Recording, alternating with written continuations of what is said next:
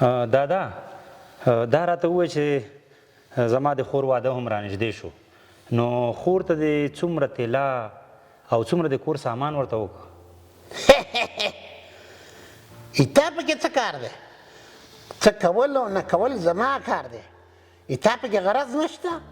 و دادا زه یې مشر ورور یم، زما حق جوړیږي چې پوښتنه وکړم چې څومره سامان دې ورته واخیست. مشر ورور یې د ورور په ځای وسه، دادا مه جوړېږه.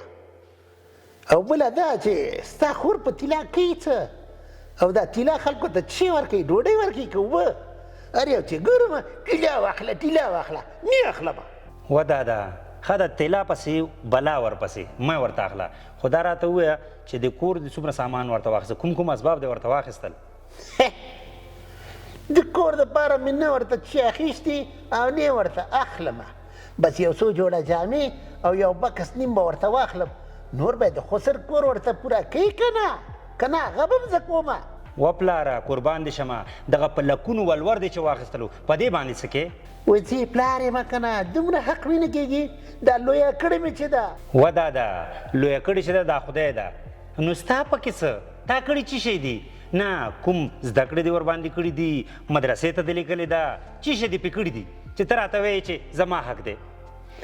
چې هر څه مې کړي او که مې نه دي کړي، تا پکې څه کار؟ زه پوه شو زما کار، ما په کارونو کې به کار نه لري. و پلار جانه زه دا خبره نه کوم چې څه دې کړي دي ښه دې کړي، خو یوه خبره درته کومه چې دا اوس څه کوې که نه دا ښه نه کوې، ځکه چې ولور د جنۍ حق دی او خوړل پلار جانه دا ظلم دی ظلم. هو